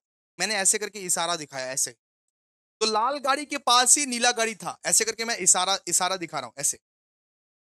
और लाल गाड़ी के पास ही नीला गाड़ी था। फिर क्या हुआ ना, फिर हुआ क्या, फिर वो समझा कि मैं लाल गाड़ी का बात कर रहा हूँ, लेकिन मैं तो बात कर रहा था नीला गाड़ी का। वो समझा बेटा कि मैं इसके बारे में बात कर रहा हूं, लेकिन एक्चुअली तो था ये वाला। तो इसको बोलते हैं मिस रिप्रेजेंटेशन। गलती से गलती हो गया, गलती से गलती हो गया। मतलब मैं कर रहा था नीला गाड़ी का बात कि नीला गाड़ी तुमको बेचेंगे ऐसे करके दिखा के इशारा, लेकिन वो इशारा कहीं और चला गया, वो इशारा कहीं और देख लिया। ठीक है, इसको बोलते हैं हम लोग misrepresentation. When false statement are made without intention to deceive but still mis the other party, but still mislead the other party, उसको हम लोग क्या बोलते हैं? Miss representation. मिस्टेक क्या होता है? व्हेन बोथ और one party is under a wrong belief about a fact essential to the agreement. ठीक है, जब दोनों या जब दोनों या जब एक पार्टी कुछ ना कुछ मिस्टेक कर देता है, जब रॉन्ग बिलीव करता है, उसको हम लोग बोलते हैं मिस्टेक। ठीक है, तो बेसिकली ये 5 एलिमेंट्स है। ये 5 एलिमेंट्स में से कोई भी एलिमेंट्स अगर रहेगा तो फ्री कंसेंट नहीं माना जाएगा। ये 5 में से कोई भी एलिमेंट अगर रहेगा, coercion, undue influence, fraud, misrepresentation, mistake, इन पांचों में से कोई भी एलिमेंट अगर प्रेजेंट रहेगा बेटा, तो इसको हम लोग मानेंगे फ्री कंसेंट नहीं। इसको हम लोग फ्री कंसेंट नहीं मानेंगे। तो ये कोर्सन, undue influence, fraud, misrepresentation, mistake अगर नहीं रहेगा तो फिर तभी इसको हम लोग मानेंगे कि ये फ्री कंसेंट है। अगर रहेगा, एक भी एलिमेंट रहता है तो हम लोग इसको फ्री कंसेंट मानते हैं। ठीक है, क्लियर है बाबू? चलो, चलो, क्लियर है, क्लियर है, क्लियर है। आ जाओ, अब बात करते हैं नेक्स्ट। आ जाओ। अच्छा, अब आ जाओ। What is acceptance? एक्सेप्टेंस क्या होता है? And what are the legal rules of acceptance? देखिए जरा ध्यान से, डेफिनेशन ऑफ एक्सेप्टेंस पढ़िए। As per section 2 clause B, as per section 2 clause B of the Indian contract Act 1872, when the person to whom the proposal is made, when the person to whom the proposal is made signifies his assent thereto, the proposal is said to be accepted। मतलब मैंने बोला कि क्या तुम मेरा phone खरीदोगे? वो बोला हाँ मैं सर आपका फोन खरीदूंगा। वो हाँ बोल दिया, वो हाँ बोल दिया, तभी के तभी एक्सेप्टेंस मान लिया जाएगा, तभी के तभी एक्सेप्टेंस मान लिया जाएगा। When the person to whom the proposal is made signifies his assent thereto, the proposal is said to be accepted. And a proposal when accepted becomes a promise. जब प्रपोजल एक्सेप्टेड हो जाता है वो promise बन जाता है, वो वादा बन जाता है बेटा, वादा बन जाता है। When the person to whom the proposal is made signifies his assent thereto, the proposal is said to be accepted। A proposal when accepted becomes a promise। सीधा सा बात है। तो जिसको तुम वादा किए हो, अगर वो हाँ बोल दे, जिसको तुम ऑफर किए हो अगर वो हाँ बोल दे, वो हाँ बोले और वो वादा बन जाता है। When the person to whom the proposal is made signifies his assent thereto, the proposal is said to be accepted। A proposal when accepted becomes a promise। बात करेंगे legal rules of valid acceptance. तो legal rules क्या क्या है? Must be absolute and unqualified. Acceptance जो है ना, acceptance absolute होना चाहिए, एग्जैक्टली वही का वही होना चाहिए, एग्जैक्टली वही का वही होना चाहिए। जैसे जैसे मैंने बोला कि क्या तुम मेरा फोन खरीदोगे? अब तुम बोला हाँ शायद खरीद लेंगे, ऐसा नहीं होना चाहिए, हाँ ही होना चाहिए। हाँ या ना, सीधा हाँ या ना में जवाब दे भाई, ऐसा नहीं होना चाहिए। हाँ खरीद लेंगे अगर तुम सस्ता कर दोगे, ये सब नहीं चलेगा। सीधा हाँ बोल या तो ना बोल। तो legal rules of valid acceptance must be absolute and unqualified. ठीक है, must be absolute and unqualified. Acceptance must match the terms of the offer exactly. फिर एक्सेप्टेंस जो है वो मस्ट बी कम्युनिकेटेड होना चाहिए। Acceptance, silence is not acceptance. अगर अगर मैंने बोला अगर मैंने बोला क्या तुम मेरा फोन खरीदोगे, तुम ऐसे बोल, उससे हम तुम्हारा एक्सेप्टेंस नहीं मानेंगे। तुमको हाँ बोलना पड़ेगा, तुम हाँ बोलेगा तभी एक्सेप्ट होगा, तुम हाँ बोलेगा तभी एक्सेप्ट होगा। मैं बोला क्या तुम मेरा फोन खरीदोगे, तुम ऐसे चुप चुप बैठा है, तुम हाँ बोलेगा तभी एक्सेप्ट होगा। ठीक है, फिर must be in the prescribed manner. Acceptance जो है ना, एक्सेप्टेंस एक्सेप्टेंस प्रेस्क्राइब्ड मैनर में होना चाहिए। ऐसे तुम लिख रहा है हाँ, yes I accept, if the order specified in the mode of acceptance it must be followed, prescribed manner में होना चाहिए। इसके बाद must be given by the offeree, acceptance सिर्फ तुम ही देगा, तुम्हारा मम्मी पापा भाई नहीं देगा। जैसे हम फोन फोन खरीदने के लिए तुमको बोल रहे हैं, क्या तुम मेरा फोन खरीदेगा, और तुम्हारा तुम्हारा और तुम्हारा भाई आके बोल रहा है कि भैया बोले हैं कि हाँ खरीदेंगे, नहीं होगा ऐसा। तुमको बोलना पड़ेगा हाँ कि ना, तुम बोलो हाँ कि ना। अब तुम्हारा फैमिली का बात हम नहीं सुनने जाएंगे, तुम्हारा बात सुनेंगे। Must be given by the offeree himself, only the person to whom the offer is made is going to accept it. कोई चाचा कोई मामा नहीं बोलने जाएगा, तुम ही बोलेगा, ठीक है। फिर must be made with in the limit, acceptance एक टाइम लिमिट के अंदर होना चाहिए। जैसे हम बोले कि 3 दिन के अंदर बता देना, 3 दिन के अंदर बता देना। अब तुमको हम ऑफर किए आज, तुम 1 साल के बाद बोला हाँ हम फोन खरीदेंगे। तुमको हम ऑफर किए आज, तुम 1 साल के बाद बता रहे, वैसा नहीं चलने वाला है बाबू, वैसा नहीं चलने वाला है, ठीक है, वैसा नहीं चलने वाला। And cannot preceded the offer, मतलब एक्सेप्टेंस आप ऑफर के पहले नहीं दे सकते। आप ऐसे पहले नहीं बोल सकते मैं तुम्हारा फोन खरीदना चाहता हूं, ये नहीं। एक्सेप्टेंस ऑफर के पहले नहीं होता है, ऑफर के बाद होता है। ऑफर हम देंगे पहले, उसके बाद आप एक्सेप्ट करना। ऑफर पहले हम देंगे, उसके बाद आप एक्सेप्ट करना, ठीक है। ये सब क्या है, ये सब एक्सेप्टेंस है। एक्सेप्टेंस का डेफिनेशन है, when the person to whom the proposal is made signifies assent thereto, the proposal is said to be accepted. A proposal when accepted becomes a promise, एक प्रपोजल जब accept हो जाता है तो वो promise बन जाता है, ठीक है। हो गया। अब बात करेंगे बेटा define bilateral and unilateral contract, कि बायलैटरल कॉन्ट्रैक्ट क्या होता है और एक यूनिलैटरल कॉन्ट्रैक्ट क्या होता है, जरा देखिए। बायलैटरल क्या होता है, यूनिलैटरल क्या होता है, देखिए।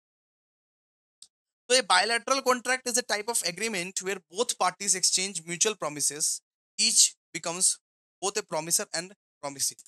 मतलब सुनो, मतलब अगर एक कॉन्ट्रैक्ट को मैं भी परफॉर्म करूंगा और तू भी परफॉर्म करेगा, एक कॉन्ट्रैक्ट को मैं भी परफॉर्म कर रहा हूं और तू भी परफॉर्म करेगा, तेरे परफॉर्मेंस पे मेरा परफॉर्मेंस डिपेंड करता है, उसको हम लोग बोलेंगे बायलैटरल कॉन्ट्रैक्ट। उस चीज को ही हम लोग बोलेंगे दोस्तों bilateral contract. A bilateral contract is a type of agreement where both parties exchange mutual promises and each becomes both a promiser and a promisee. It is reciprocal, ठीक है। फीचर्स कर लेना आराम से, ये सब फीचर्स आप याद कर लेना आराम से हो जाएगा ये सब फीचर। यूनिलैटरल कॉन्ट्रैक्ट मतलब क्या होता है, जब सिर्फ एक पार्टी परफॉर्म किया है, जब सिर्फ एक पार्टी परफॉर्म किया है, जब दूसरा पार्टी अभी तक परफॉर्म किया ही नहीं है, तो बोलते हैं यूनिलैटरल कॉन्ट्रैक्ट। देखो, अब प्रो बैच सेम 5 आएगा अभी, प्रो बैच का फीस मान लो पहले आप दे दोगे, आप पहले दे दोगे, अब पहला पहला प्रो बैच का फीस आप दे दोगे। मैंने तो अभी तक परफॉर्म नहीं किया, सिर्फ आपने परफॉर्म किया है। आप अपना काम परफॉर्म कर दिए, आप अपना काम परफॉर्म कर दिए, मैंने अपना काम परफॉर्म नहीं किया, उसको हम लोग बोलते हैं यूनिलैटरल कॉन्ट्रैक्ट। जहां पे सिर्फ एक पार्टी अभी तक प्रॉमिस पूरा किया है, उस चीज को हम लोग बोलते हैं दोस्तों unilateral contract. A unilateral contract is one sided agreement where only one party makes a promise and the other party accepts by performing the specific act। चलो, ये सब फीचर कर लेना। मतलब एक लॉस्ट, मतलब एक एग्जांपल दे रहे हैं कि ए ने अनाउंस किया कि मेरा कुत्ता खो गया है, प्लीज खोज दो। बी ने उसको खोज दिया, इसको हम लोग बोलेंगे यूनिलैटरल कॉन्ट्रैक्ट। इसको हम लोग बोलेंगे यूनिलैटरल कॉन्ट्रैक्ट। मतलब सिर्फ वन साइडेड ऑफर है, उसको एक्सेप्ट करो, बस बात खत्म। उसको एक्सेप्ट करो, बात खत्म। अब दोस्तों लास्ट क्वेश्चन देखिए, define contingent contract, define contingent contract and discuss the feature of contingent contract. तो कंटिंजेंट कॉन्ट्रैक्ट क्या होता है? कंटिंजेंट कॉन्ट्रैक्ट एक ऐसा कॉन्ट्रैक्ट है, a contingent contract is a contract to do or not to do something, जो किसी के करने पे या किसी के ना करने पे डिपेंड करता है, किसी इवेंट के होने पे या किसी इवेंट के ना होने पे डिपेंड करता है। देखिए यहाँ पे लिखा हुआ है, A contingent contract is dependent on the happening or non-happening of the future uncertain event। मतलब वो चीज हो भी सकता है, वो नहीं भी हो सकता है, वो हो भी सकता है, वो नहीं भी हो सकता है। जैसे example, A agrees to be 10,000 if B's house is destroyed by fire। तो दिस इज द कॉन्ट्रैक्ट, ठीक है। ए ने ये एग्री किया, ए ने बोला कि मैं तुझे 10,000 दूंगा अगर तुम्हारा घर जल गया। अगर तुम्हारा घर जला, सुनो, अगर तुम्हारा घर जला तो मैं तुझे 20,000 रुपए दूंगा। ये क्या है? Contingent contract. उसका घर जलने पे डिपेंड करता है, उसका घर अगर नहीं जला तो नहीं मिलेगा, जलेगा तो मिलेगा। ठीक है, तो कंटिंजेंट कॉन्ट्रैक्ट मतलब क्या होता है? A contingent contract is a contract to do or not to do something if some event collateral such contract does not happen. Simple में लिख सकते हो, contingent contract is dependent on the happening or non happening of a future uncertain event. मतलब एक insurance company बोलती है कि अगर आपका दुकान जला तो मैं आपको इंश्योरेंस दूंगा, तो उसका घर जलना पड़ेगा ना। हैपनिंग या नॉन हैपनिंग पे डिपेंड करता है ना, हैपनिंग नॉन हैपनिंग पे, हैपनिंग या नॉन हैपनिंग पे डिपेंड करता है ना। बिल्कुल। फीचर क्या क्या है इसके? फ्यूचर अनसर्टेन इवेंट, तो the contract is based on the event that may or may not happen in the future. तो ये जो कॉन्ट्रैक्ट है, ये उस इवेंट पे बेस करता है जो हो भी सकता है और जो नहीं भी हो सकता है, जो हो भी सकता है और जो नहीं भी हो सकता है। collateral condition, so the event must be collateral to the contract, not part of the consideration. Enforceability, the contract become enforceable only when the event occurs. ये contract तभी enforceable बनेगा जब ये event होगा, जब ये event occur करेगा। Not a promiser's will, so the event must not be under the control of the promiser. ये promiser के control में नहीं है। एक example लिख दीजिएगा, बस बात खत्म। contingent contract यही है। तो a contingent contract is a contract to do or not to do something if some event collateral to such contract does or does not happen। ठीक है, मेरा घर जल भी सकता है, नहीं भी जल सकता है, अगर जलेगा तो ना पैसा मिलेगा। हैपनिंग और नॉन हैपनिंग पे डिपेंड करता है ना। तो एक contingent contract is dependent on the happening or non happening of a future uncertain event. Simple.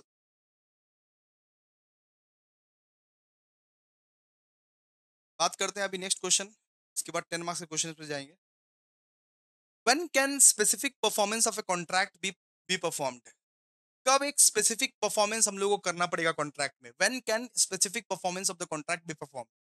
तो specific performance is a legal remedy under specific relief act 1963 where a court directs party to perform the exact obligation. सुनो, अगर मान लो कि मेरे साथ एक fraud हुआ है,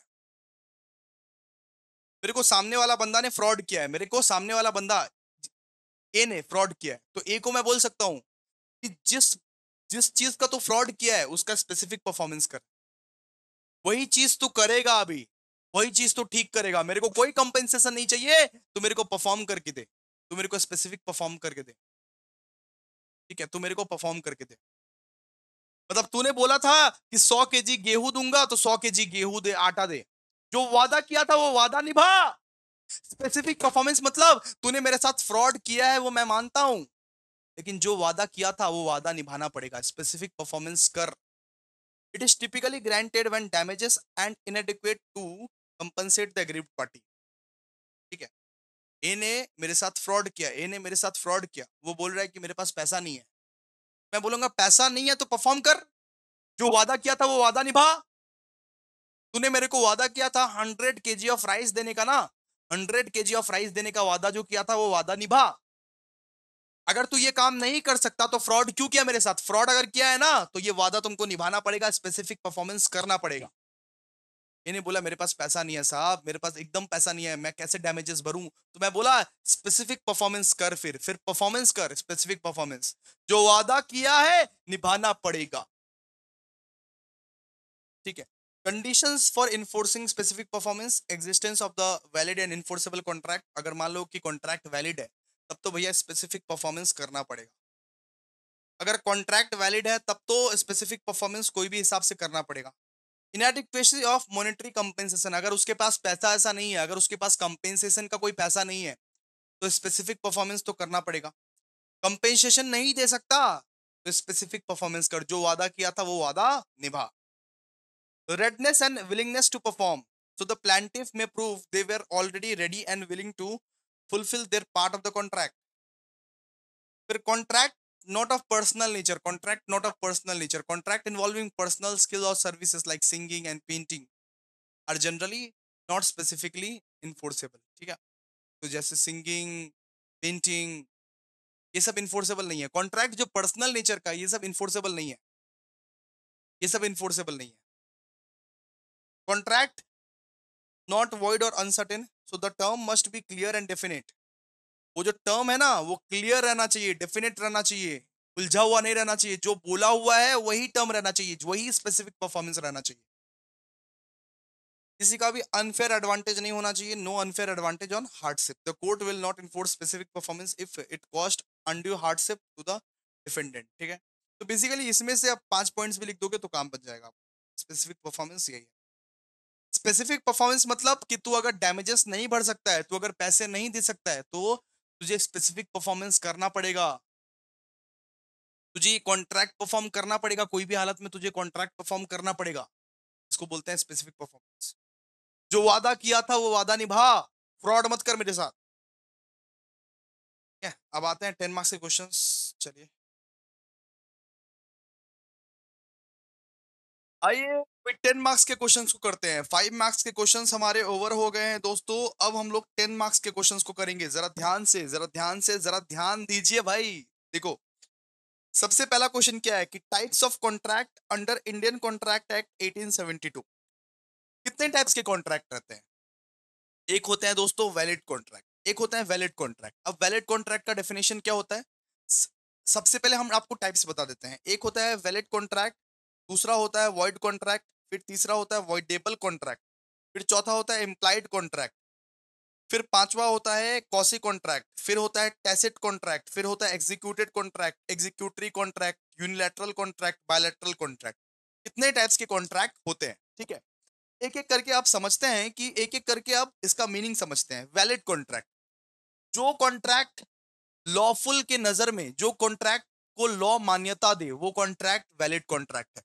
जो कॉन्ट्रैक्ट को लॉ मान्यता दे, उस कॉन्ट्रैक्ट को दोस्तों हम लोग बोलते हैं वैलिड कॉन्ट्रैक्ट।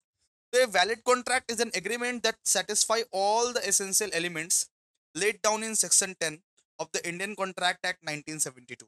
यहाँ पे बोल रहा है कि एसेंशियल एलिमेंट्स, एक वैलिड कॉन्ट्रैक्ट के अंदर सारे के सारे एसेंशियल एलिमेंट्स रहते हैं। सारे के सारे essential elements of the contract जो आपने पढ़े हैं, वो सारे के सारे एसेंशियल एलिमेंट्स रहते हैं। जैसे lawful offer and acceptance, free consent, lawful consideration, capacity of parties, lawful object, सब कुछ रहते हैं, ठीक है। तो वैलिड कॉन्ट्रैक्ट में क्या रहता है? Valid contract is A agreement that satisfy all the essential elements laid down in section 10 of the Indian contract act. This includes lawful offer and acceptance, free consent, lawful consideration, capacity of party and lawful object, ठीक है।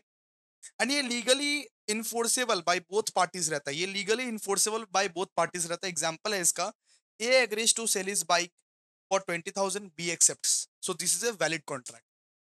मतलब मैंने तुझे phone खरीदने के लिए बोला, क्या तू मेरा फोन खरीदेगा, और तूने एक्सेप्ट कर लिया, ये क्या है? Valid contract. वॉइड कॉन्ट्रैक्ट क्या होता है? जो इन्फोर्सेबल बाय लॉ नहीं है, जो इन्फोर्सेबल बाय लॉ नहीं है। Void contract is an agreement that ceases to be enforceable by law. It was valid at the time of formation, but becomes void due to certain reasons. मतलब पहले valid था, पहले valid था contract, but बाद में वो void हो गया। इसको हम लोग क्या बोलते हैं? Void contract. पहले वैलिड था बट बाद में वॉइड हो गया, ठीक है।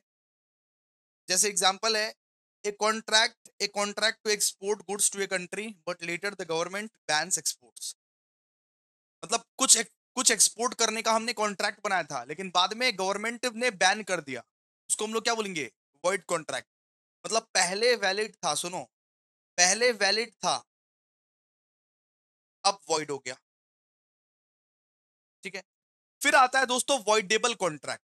वॉइडेबल कॉन्ट्रैक्ट मतलब, जो मतलब मान लो कि कोई आपसे जबरदस्ती कॉन्ट्रैक्ट में साइन करवाया है, उसको आप बाद में उसको आप बाद में वॉइड करार दे सकते हो। वॉइडेबल कॉन्ट्रैक्ट मतलब कि पहले वैलिड था लेकिन बाद में आप वॉइड करार दे सकते हो, बिकॉज आपके साथ कोई गलत किया है, आपके साथ कोई गलत किया है, गलत करके कॉन्ट्रैक्ट में साइन करवाया गया है, इसको बोलते हैं वॉइडेबल कॉन्ट्रैक्ट। तो ये voidable contract is one that is enforceable by law at the option of one party but not the option of other, ठीक है, not the option of other. मतलब मान लो कि कोर्सन के चक्कर में, फ्रॉड के चक्कर में कोई आपसे गलत साइन करवा लिया एग्रीमेंट में, बोला साइन कर, साइन कर जल्दी से, तो ऐसे कॉन्ट्रैक्ट को आप बाद में वॉइड करार दे सकते हो कोर्ट में जाके। अगर मेरे को कोई जबरदस्ती करेगा कि साइन कर वरना गला में हम वो चाकू वाकू भोग देंगे, कोई मान लो कि वो डराया है, धमकाया है हमको, तो हम साइन तो उधर कर देंगे, लेकिन कोर्ट में जाके बाद में बोल सकते हैं कि हमको ये डराया गया था, हमको धमकाया गया था। तो ऐसे कॉन्ट्रैक्ट्स को हम लोग बोलते हैं voidable contract. A voidable contract is one that is enforceable by law at the option of one party but not the option of others. फिर एक होता है implied contract. An implied contract is formed by the conduct of action of the party rather than written or spoken word. मतलब लिखा हुआ जो contract रहेगा, simple सी बात है। बोर्डिंग एट बस इम्प्लाइज है, बोर्डिंग ए बस इम्प्लाइज ए कॉन्ट्रैक्ट टू पे द फेयर। मतलब अगर आप बस में चढ़ गए, आपको किसी ने बोला नहीं कि भाड़ा देने के लिए, फिर भी आप भाड़ा दोगे ना, ये क्या है? Implied contract. अब अगर आप टैक्सी पे चढ़ गए और आपको कोई बोला नहीं भाड़ा देने के लिए, लेकिन ये एज्यूम कर लिया जाता है कि अगर आप टैक्सी पे चढ़े, बस पे चढ़े, तो भाड़ा आप दोगे ही दोगे। ये क्या है बेटा? Implied contract. मतलब कुछ कुछ कॉन्ट्रैक्ट में बोला नहीं जाता, कुछ कुछ कॉन्ट्रैक्ट में लिखा नहीं जाता, कुछ कुछ कॉन्ट्रैक्ट में मान लेना पड़ता है, ये काम करना पड़ेगा हम लोग। ठीक है।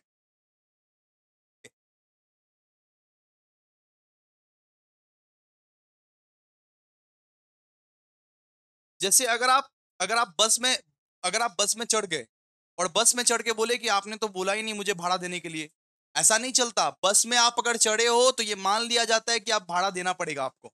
अगर आप टैक्सी में चढ़े हो तो आपको मान लिया जाता है कि आप भाड़ा दोगे। इन सब कॉन्ट्रैक्ट को हम लोग क्या बोलते हैं? इम्प्लाइड कॉन्ट्रैक्ट, जहां पे स्पोकन और रिटन वर्ड यूज नहीं होता। फिर एक होता है बेटा quasi contract. A quasi contract is not a real contract but a legal obligation imposed by law to prevent unjust enrichment. तो कॉसी कॉन्ट्रैक्ट एक रियल कॉन्ट्रैक्ट नहीं होता। जैसे मान लो, एग्जांपल दे दो। A pays B electricity bill by the mistake, B is bound to repay A. A ने बी का इलेक्ट्रिसिटी बिल पे कर दिया, ए ने गलती से बी का इलेक्ट्रिसिटी बिल पे कर दिया, बी को उसको वापस करना पड़ेगा। इस कॉन्ट्रैक्ट को हम लोग क्या बोलते हैं? इस कॉन्ट्रैक्ट को हम लोग बोलते हैं quasi contract. Quasi contract real contract नहीं होता है, एक लीगल ऑब्लिगेशंस होता है जो तुम्हारे हम तुमको हम गलती से पे कर दिए, अब वापस से करो, वापस करो, वापस करो तुम। ठीक है। मतलब ए ने बी का इलेक्ट्रिसिटी बिल पे कर दिया मिस्टेक से, तो बी क्या करेगा? बी वापस कर देगा ए को, बी वापस कर देगा वो इलेक्ट्रिसिटी बिल। इस टाइप के कॉन्ट्रैक्ट को हम लोग बोलते हैं quasi contract. Quasi contract is not a real contract but a legal obligation imposed by law to prevent unjust enrichment. फिर होता है बेटा टैसिट कॉन्ट्रैक्ट। अब टैसिट कॉन्ट्रैक्ट मतलब क्या होता है? Tacit contract is one that is inferred from the conduct of the party in situation where no formal agreement exists. Using a vending machine implies acceptance of the terms. ठीक है। तो basically tacit contract क्या होता है कि आप किसी चीज को यूज कर लोगे, मतलब आप एग्रीमेंट में हो, आप एग्रीमेंट में एंटर कर रहे हो। फिर होता है बेटा executed contract. What's executed contract? फिर होता है executed contract. A contract where both parties have fulfilled their obligation, उसको हम लोग क्या बोलते हैं? Executed contract. एक ऐसा कॉन्ट्रैक्ट जहां पे दोनों के दोनों पार्टी ऑब्लिगेशंस को फुलफिल करता है, उसको हम लोग बोलते हैं एग्जीक्यूटेड कॉन्ट्रैक्ट। ठीक है। जहां पे दोनों का दोनों पार्टी अपना काम कर लिया है ऑलरेडी, उसको हम लोग बोलते हैं एग्जीक्यूटेड कॉन्ट्रैक्ट। एग्जीक्यूटरी कॉन्ट्रैक्ट क्या होता है? A contract where some or all obligations are yet to be performed. Executory contract मतलब जहां पे some or all obligations are yet to be performed होता है। ठीक है। फिर यूनिलैटरल कॉन्ट्रैक्ट होता है और फिर एक बायलैटरल कॉन्ट्रैक्ट होता है। यूनिलैटरल कॉन्ट्रैक्ट मतलब a one sided contract where one party makes a promise and the other aspects by performing an act. ठीक है।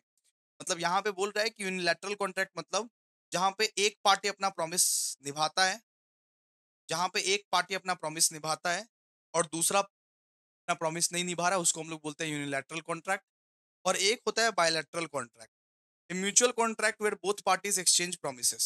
जहां पे दोनों के दोनों पार्टी ही कॉन्ट्रैक्ट निभाता है, उसको हम लोग बोलते हैं बायलैटरल कॉन्ट्रैक्ट। यूनिलैटरल कॉन्ट्रैक्ट मतलब वन साइडेड कॉन्ट्रैक्ट, मतलब सिर्फ एक पार्टी ने अपना प्रॉमिस निभाया, उसको हम लोग क्या बोलते हैं? Unilateral contract. और बायलैटरल कॉन्ट्रैक्ट मतलब दोनों के दोनों पार्टी ने अपना निभाया है। ठीक है। सब टाइप्स ऑफ कॉन्ट्रैक्ट है, पढ़ लीजिएगा आराम से। तो types of contract under Indian contract act: void contract, voidable contract, ठीक है, implied contract, posse contract, tacit contract, executed contract, executory contract, unilateral contract, bilateral contract. अब आइए